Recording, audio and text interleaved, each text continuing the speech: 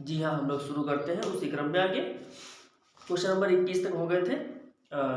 UP board परीक्षा 2023 math का paper हम लोग कर रहे सॉल्व। उसमें 21 खंड बा 21 के सारे क्वेश्चन हो गए थे। अब खंड बा का ही क्वेश्चन नंबर 22 के सारे प्रश्न करने हैं इसके। चलिए हम लोग पहला प्रश्न देखते हैं आज। पहला प्रश्न क्या है?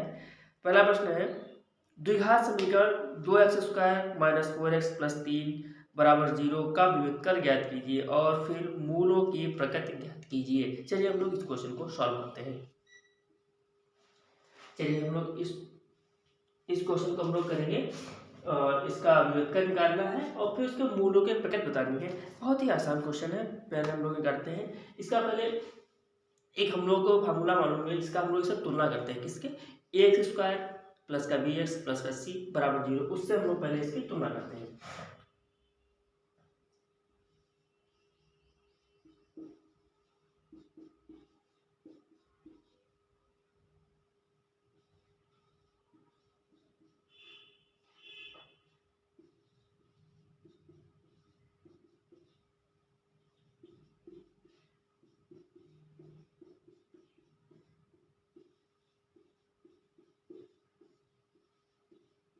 इसे तुलना करने पर क्या करेंगे हम लोग? a बराबर क्या पता लग जाएगा? a बराबर 2 हो जाएगा और b बराबर -4 और c बराबर 3 और c बराबर 3। ये हमको इसके a b c की c लिखते हैं। a का मान हो जाएगा 3। इसके हमको मान पता लग गए। अब हमको इसका व्युत्क्रम ज्ञात करना है। व्युत्क्रम ज्ञात करने का फॉर्मूला क्या होता है? d बराबर b² माइनस का 4ac। तो क्या होता है?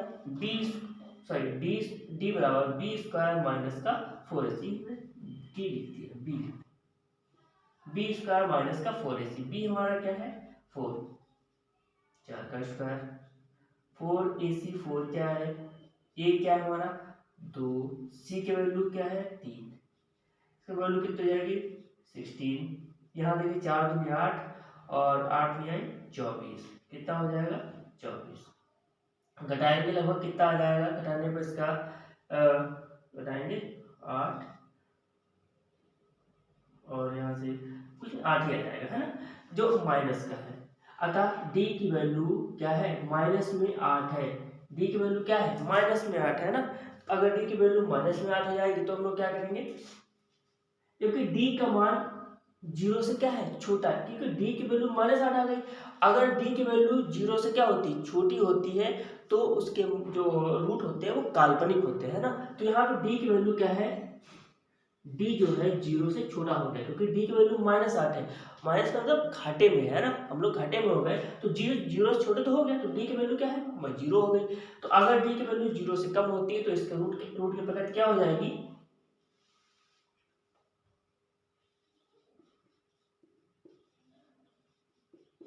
अतः मूलों की प्रकृति को क्या लिखेंगे हम लोग? मूलों की प्रकृति क्या है? मूलों की प्रकृति है इसके मूल काल्पनिक। क्या लिखेंगे? इसके मूल जो है काल्पनिक, नो रियल रूट्स, है ना, इंग्लिश में लिख देंगे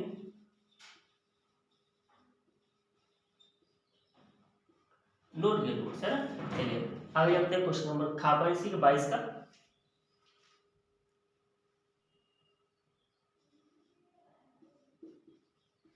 संख्याएं ज्ञात कीजिए, है ना। ये क्वेश्चन नंबर खा है, इसका हम लोग क्या है? दो धन पूर्णांक सम संख्या है। अच्छा, पूर्णांक जो पूर्ण हो, मतलब उसमें कोई हमको डेसिमल में कोई पूरी पूरी वैल्यू हो। सम संख्या है, सम का मतलब अगर हम उसकी दो की मान रहे हैं ना, तो हमने कहा पहली संख्या,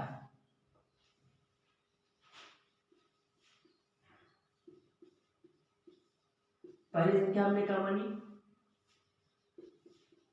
माना पहली संख्या x, है ना। दूसरी संख्या उनकी क्रमागत है और सम संख्या है, तो इसमें कितने जोड़ेंगे? 2 जोड़ेंगे, है ना।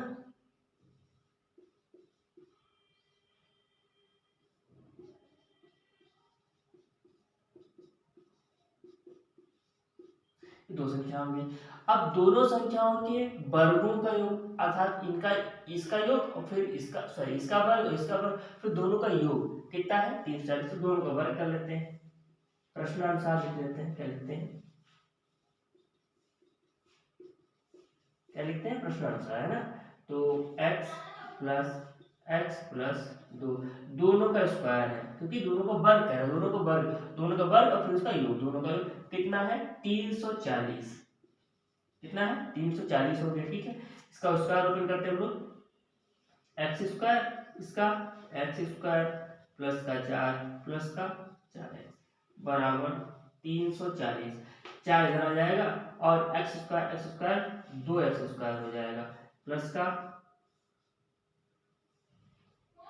4x और ये 4 इधर आ जाएगा तो 340 माइनस का 4, तो यहाँ से 2x स्क्वायर प्लस का 4x, यहाँ हो जाएगा 336, कितना हो जाएगा, इसको इधर लेके जाएंगे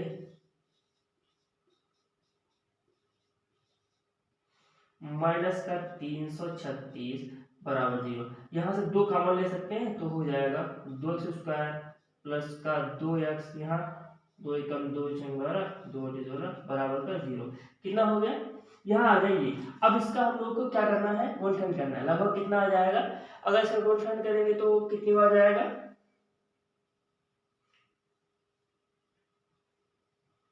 हाँ लगभग कुछ इस तरीके से आएगा।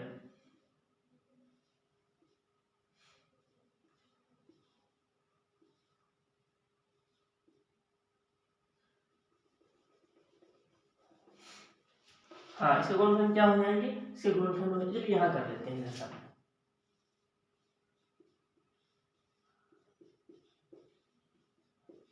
गुणनखंड कर लेंगे हम लोग, एक्स स्क्वायर प्लस का 14x माइनस का 12x माइनस का 168 बराबर का 0, यहाँ से x का मान ले लें तो x प्लस 14, यहाँ से 12 का मान ले लें तो x रह जाएगा, यहाँ क्या रह जाएगा प्लस क्योंकि माइनस का मान किया ना तो 4 बराबर का 0, x plus 4 14 sorry x plus 14, यहाँ भी इसको कॉमन निकाल लिया तो x माइनस 12 बराबर 0, इसकी वैल्यू भी 0 बराबर, इसकी वैल्यू भी 0 बराबर, तो x प्लस 14 बराबर 0, x माइनस का 14, क्या कोई भी संख्या माइनस में आ सकती है, वह जो हम संख्या मान लें धन पूर्णांक हो और उसके वर्गों का योग आ सकती है, लेकिन यहाँ पे ऐसा हम लोग इस संख्या को नहीं मानेंगे, है ना। तो x बराबर 12 क्योंकि ये धनात्मक संख्या है, इसी को हम लोग मानते हैं ना। तो पहली संख्या हमने क्या मानी थी, पहली संख्या x मानी थी, x की वैल्यू कितनी है 12, दूसरी 12 प्लस का 2 बराबर 14, अतः पहली संख्या हमारी ये हो गई और दूसरी संख्या हमारी 14 हो गई। चलिए ठीक है, अब चलते हैं क्वेश्चन नंबर 4 पर आगे। चलिए 3/4 हो, एक त्रिभुज की माप दे रखी है, दूसरा त्रिभुज बनाना है, उसी के संगत में, मतलब उसको उसी के जैसा हो, है ना, लेकिन वो उससे कुछ 3/4 मतलब 3/4, अगर पहला वाला 4 है दूसरा वाला 3, अर्थात दूसरा वाला छोटा बनेगा, है ना, लेकिन बनेगा कैसे, एक त्रिभुज की माप दे रखी है और दूसरा त्रिभुज क्या बनाना है उसी के अंदर, चलिए बनाते हैं।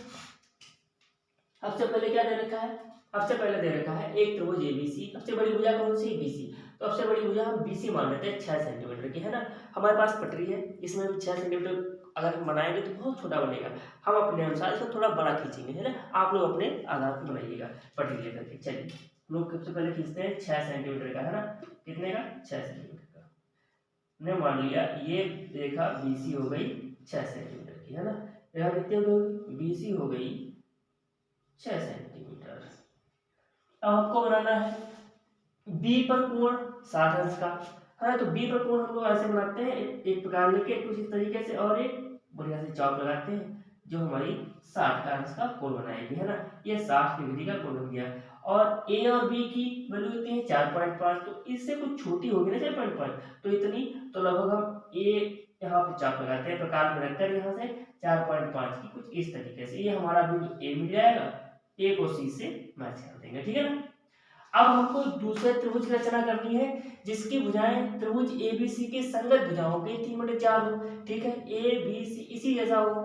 अच्छा ये बताइए, आने जो हम त्रिभुज बनाने जा रहे हैं इस दूसरा वाला, वो क्या इससे बड़ा बनेगा छोटा बनेगा, इसके जानने के लिए हम लोग ये देखते हैं कि जो गिनती दी गई है कि ऊपर वाली गिनती इससे बड़ी है छोटी है, अगर ऊपर वाली गिनती छोटी है तो नया त्रिभुज बनने वाला इस त्रिभुज से बनेगा छोटा, तो यहाँ गिनती ऊपर की छोटी दी हुई है, अर्थात जो त्रिभुज नया वाला बनेगा वो इस त्रिभुज से छोटा बनेगा। तो इसके लिए हम लोग क्या बनाते हैं, एक बढ़िया सा एक्यूट एंगल बनाते हैं। एक हम लोगों ने एक्यूट एंगल बना लिया। तो कितने पार्ट करने हैं, 4, 1 2 3 4। इसका हमने रख लिया B1, इसका हमने रख लिया B2, इसको हमने कर लिया B3, इसका हमने कर लिया B4, है ना, कुछ इस तरीके से। और B4 को हमने यहाँ से पटरी से बढ़िया से मैच कर दिया, मिला दिया। अब हम लोगों को बनाना है क्या, एक त्रिभुज यहाँ 3 अंक का। तो अब हम लोग पटरी से देखेंगे कि यहाँ प्रकार से हम लोग ऐसे प्रकार होता है ना हम लोग का, ऐसे भरेंगे ना, और यहाँ से रख के एक बढ़िया से चाप लगाएंगे।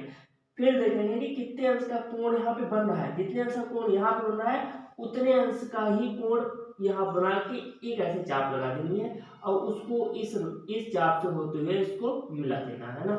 जितने अंश का कोण बनेगा लगभग सेम, मतलब यहाँ की जितने अंश का कोण यहाँ बनेगा उतने ही अंश का कोण यहाँ बनेगा, है ना। मेरे कहने का मतलब ये, जितने अंश का कोण यहाँ बना है उतने अंश का कोण बना के हम लोग यहाँ से इसको कुछ इस तरीके से मैच कर देंगे, है ना। अब इस तरीके से मैच कर दिया। अब देखेंगे हम लोग जितना ही कोण यहाँ बन रखा है ये वाला, उतना ही कोण यहाँ बनना चाहिए। तो लगभग इस तरीके से ही कोण बनेगा, है ना। तो यह C डैश रख लेते हैं और ये हम लोग रख लेते हैं A डैश। अच्छा, नया त्रिभुज क्या हो जाएगा, A dash B dash sorry C dash और B की वैल्यू 3, ये हमारा नया त्रिभुज की रचना हो जाएगी, ठीक है ना। अब चलते हैं क्वेश्चन नंबर घ पर। क्वेश्चन नंबर घ क्या है, देखिए भाई बहुत भारी सा क्वेश्चन है, इसको थोड़ा लिखेंगे नहीं, सीधे हम फिगर बनाते हैं, सीधे फिगर पे आते हैं। एक प्रकाश स्तंभ के शिखर से देखने पर प्रकाश स्तंभ का मतलब जो लाइटें लगी होती है बड़ी सी, उसको होता है प्रकाश स्तंभ। चलिए बनाते हैं प्रकाश स्तंभ, पहले डालते हैं घ।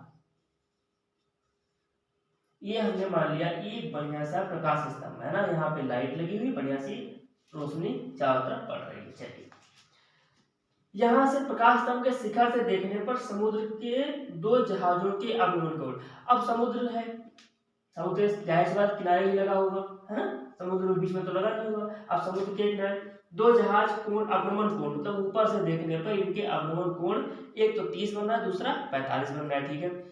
एक प्रकाश स्तंभ की एक ही ओर एक जहाज, एक ही ओर है, मतलब एक जहाज यहाँ है, दूसरा जहाज यहाँ है ना, दूसरा यहाँ है, पहला वाला वहाँ है, कुछ नहीं भी होगा, एक नहीं, एक इस तरफ एक ऐसा नहीं है, एक ही तरफ है, ठीक है ना, ठीक पीछे और एक दूसरे के पीछे है। और जो पीछे वाला जहाज है वो आगे वाले जहाज की दूरी कितनी है, लगभग 50 मीटर। चलिए बनाते हैं हम लोग कुछ, ये पहला वाला जहाज हो गया और ये हमने बना लिया दूसरा वाला जहाज, है ना। इस वाले जहाज को देखने पर अवनमन कोण कितना बन रहा है, इसको देखने पर बन रहा है 30 अंश का, और इसको देखने पर बन रहा है 45 अंश का। अर्थात जो दोनों लाइन क्या होंगे, समांतर होंगे। इसको मान लेते हैं पहले A B और C और D, और इसको रख लेते हैं E, है ना।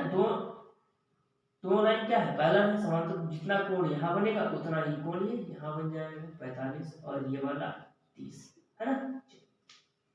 इसकी ऊंचाई हमको ज्ञात करनी, तो हमने इसकी ऊंचाई h मान ली। कितनी मान ली, h। और इन दोनों जहाजों के बीच की दूरी दे रखी है 50 मीटर, हाँ 50 मीटर इन दोनों जहाजों के बीच की दूरी, और ये भी नहीं मालूम तो इसको हमने x मान लिया। क्या मान लिया, x मान लिया। चलिए, अब हमको इस प्रकाश स्तंभ की ऊंचाई बतानी है, प्रकाश स्तंभ की ऊंचाई बतानी है। चलिए, सबसे पहले क्या लगाएंगे, अच्छा ये तो कोण दिया था तो कोण फॉर्मूला लगाते हैं। अगर यहाँ दे रखा होता है या आधार दे रखा है और लंब पता करना है, तो इस तरह के कोण में हम लोग लंब बटे आधार ही देखते हैं, तो जहाँ जो हमें कहाँ मिलता है, जो हमें tan में मिलता है। तो tan 45 बराबर लंब बटे आधार, लंब कितना है हमारा h हो जाएगा, आधार कितना x, tan 45 की वैल्यू 1 होती है और h अपान x, अर्थात x बराबर h, दोनों क्या है आपस में बराबर है। ये हमने समीकरण 1 मान ली, है ना। क्या मान लिया, समीकरण 1। आइए अब ये यहाँ से भी tan से भी बता लगेगा, tan 30 डिग्री बराबर ये ऊंचाई तो इसकी लंब h हो गया, और आधार ये भी है, और दोनों को जोड़ देंगे तो कितना हो जाएगा 50 प्लस x। और tan 30 की वैल्यू क्या होती है 1/√3 और h 50 प्लस का, अच्छा h क्या है, x के बराबर है तो h की जगह x की जगह रख लें हम लोग h रख लेते हैं, है ना, दोनों की बराबर ही है, ठीक है। इसकी यहाँ से गुणा करेंगे 50 प्लस h हो जाएगा और h अंडर रूट 3 हो जाएगा, h इधर आ जाएगा 50 h रूट 3 माइनस का h, तो 50 हो जाएगा, यहाँ से h कॉमन ले लेंगे, अंडर रूट 3 माइनस का 1 हो जाएगा, h की वैल्यू क्या आ जाएगी हमारी 50 अपॉन अंडर रूट 3 माइनस का 1 और ये मीटर। अतः अगर इसका प्रमेयकरण कर देंगे तो ये कुछ अलग वैल्यू हो जाएगी, लिख देते हैं।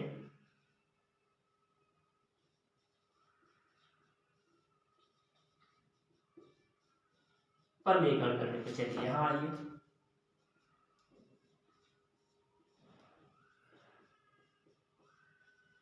प्लस के ना, जो यहाँ साइन होता है उसके अपोजिट साइन से हम लोग क्या करते हैं, इसकी प्रमेयकरण करते हैं। चलिए यहाँ गुणा करेंगे 50 रूट 3 हो जाएगा और प्लस का सॉरी 50 बन जा 50, है ना, और यहाँ इसकी रूट 3 हो जाएगा और रूट 3 बन जा प्लस का रूट 3, इसकी गुणा माइनस का रूट 3 और 1 बन जा 1 माइनस का, है ना, ऊपर हो जाएगा लगभग 50। जब यहाँ ऐसा करते हैं, यहाँ हम लोग इसको ऐसे रखते हैं, है ना, प्लस का 50 अंडर रूट 3 प्लस का 1 अपन में ये से इसे कैंसिल हो गया, 3 में से बन गया 2 और इसकी वैल्यू 25 अपन में अंडर रूट 3 प्लस का 1, ये इसकी वैल्यू आ जाएगी। इसकी ऊंचाई क्या हो जाएगी, ये 25 ब्रैकेट में रूट प्लस 3 मीटर, है ना। चलिए अब चलते हैं क्वेश्चन नंबर आगे की ओर, क्वेश्चन नंबर अंगा पे। जी हाँ, अगला क्वेश्चन अंगा, तो प्राप्तांक दे रखे हैं और छात्रों की संख्या दे रखी है। ये हमने पहले इसलिए कर लिया, काफी टाइम लगता है और फिर आप लोग वीडियो काफी लंबा हो जाता है, इसी वजह से। चलिए तो छात्रों की संख्या, ये छात्रों की संख्या दे रखी है, CF क्युमुलेटिव फ्रीक्वेंसी दे रखी है, ठीक है ना। इससे आपको फ्रीक्वेंसी निकालेंगे, बारंबारता कैसे निकालेंगे, 3 का 3 लिख लिया, जो ये 10 से कम है इसमें 5 वाले भी तो जुड़े हुए हैं, तो इसमें मतलब 10 में 3 भी जुड़े हुए हैं, जो 15 वाले में वो 10 भी जुड़े हुए हैं, तो इसका मतलब 25 में 10 भी जुड़े हुए हैं, तो इसमें से हमको घटा लेना है केवल 3, 10 में से 3 गए 7, 25 में से 10 गए 15, 49 में से 24, 25 गए 24, 65 में से 49 गए 16, है ना, इसी तरीके से घटा दिए। CF फ्रीक्वेंसी टोटल कितने हो गए, 80 हो गए, है ना। x तो मतलब मिड वैल्यू, है ना, यहाँ पे हम लोगों ने मध्य मान लिखा है, मध्य जो 5 से कम, 0 से 5, 5 से 10, 15 से 10 से 15, 15 से 20, 20 से 25 और 25 से 30, इस तरीके से x 5 और 0 जोड़ेंगे 5 आएगा, उससे 2 से भाग कर देंगे 2.5, 5 10 जोड़ेंगे 15, 15 का आधा 7.5, 15 10 25, 25 का आधा 12.5, इस तरीके से आधा कर लेंगे, ठीक है। अब इसमें देखिए फिर हमको निकालना है डी कैसे निकालेंगे, हमने इसमें एज्यूम कर लिया, मान लिया कि इसके मध्यमान क्या होगा 17.5 होगा, ये हमने मान लिया। अगर हम इसको मानते हैं तो सारे के इसमें सब्ट्रैक्ट करना, माइनस करना पड़ेगा, हमने इसको मान लिया, इसको हमने ए मान लिया, है ना।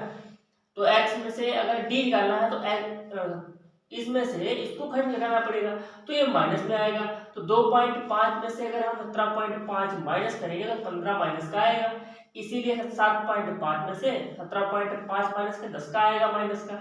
इसी तरह ये हमने सारे कर लिए, है ना, 17.5 में 17.5 माइनस करेंगे 0 आएगा, और 22.5 में से 17.5 माइनस का प्लस का 5 आएगा, इस तरीके से।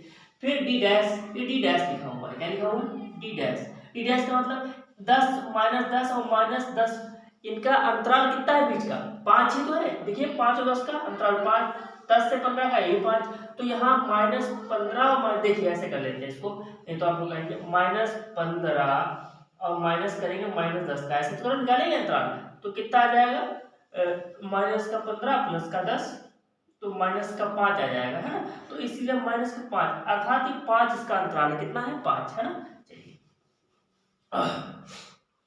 तो 5 ये अंतराल आ गया, अब इसको हमको 5 से वही अंतराल 5 लिखा है, इससे हमको इसको डिवाइड करना है, तो 5 से कितना डिवाइड करेंगे -2 3, 5 से 10 को डिवाइड करेंगे -2, 5 से -5 को -1, 5 से 0 को 0, इसी तरह आ जाएगा। फिर इस डी डैश की और इस एफ की क्या कर देंगे हम लोग, गुणा कर देंगे, 3 3 या 9, है ना, ऐसे ये सब गुणा हो गए, फिर इन सबको जोड़ लेंगे, इसको बस summation F D dash, summation F D dash कितना जाएगा, ये माइनस माइनस माइनस, इनको सबको जोड़ेंगे प्लस प्लस करेंगे, इसमें से इसको माइनस कर देंगे 17 17 आ जाएगा। इस तरीके से हम लोग, अब इसका फॉर्मूला क्या होता है, x plus summation F D dash upon में समेशन एफ गुणे में सी। सी का मतलब होता है इन दोनों का अंतराल 5, जो हमने यहाँ 5 गुणा की है वही, ए का मतलब जो हमने एज्यूम किया था माना था वो यहाँ से ले लेंगे, ठीक है ना। तो इसको सॉल्व करेंगे, कितना हमने माना है 17.5 plus summation F D dash कितना है 17, एफ कितना है एफ 80 और सी कितना है, सी है हमारा 5, है ना। 5 को काटेंगे, 5 5 बन जाए 5 और 5 5 बन जाए 5 और 6 5 6 जहाँ हो गया बराबर 17.5 प्लस का 17 अपॉन में कितना आ जाएगा 16, है ना। अब फिर इसको यहाँ से कर लेंगे, यहाँ से कर लेंगे, इसकी गुणा कितनी जाएगी 280 और प्लस में 17 अपॉन में कितना है 16। अब इसको जोड़ेंगे 297 अपॉन में 16, इसके कितना आ जाएगा, इसका आ जाएगा भाग करने पर लगभग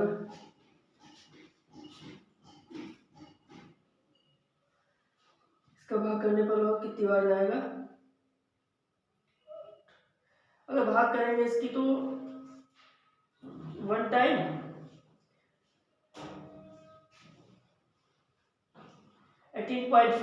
जो इसका मध्यमान किसके बीच में आएगा, ये आएगा 20 से कंबाइन में, है ना। तो इसका आप समझ गए होंगे, इसका आंसर ये आएगा। चलते हैं अगले क्वेश्चन पे, है ना। चलिए इसमें हम लोग माध्यांक निकालते हैं। माध्यांक क्या निकालना है, कॉम्बिनेटिव फ्रीक्वेंसी, तो 3 यहाँ आ जाएगा और 10 और 3 13 हो जाएगा, 20 में जोड़ेंगे 20 10 30 और 33 हो जाएगा, और 13 जोड़ेंगे तो 3 और 3 6, 3 और 1 4 हो जाएगा, और 4 जोड़ेंगे इसमें 50, अर्थात ये 12 मात्रा कुल कितना हो जाएगा 50, जो यहाँ आ जाएगा, है ना। अब इसका फॉर्मूला क्या होता है, इसका फॉर्मूला होता है माध्यांक m बराबर l प्लस n/2 प्लस इसका इधर मल्टीप्लाई में h अपॉन में f, h होता है यहाँ पर होता है CF, है ना, कॉम्बिनेटिव फ्रीक्वेंसी, हाँ यहाँ पर होता है CF जो हम लोग निकालेंगे। हाँ तो हमारा सबसे पहले n कितना है, चलिए n निकाल लेते हैं।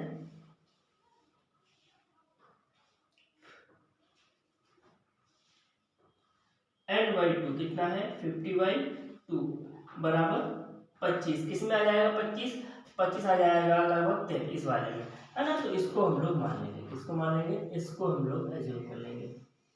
ये क्या हो जाएगा, ये हो जाएगा f, ये क्या हो जाएगा f हो जाएगा, है ना।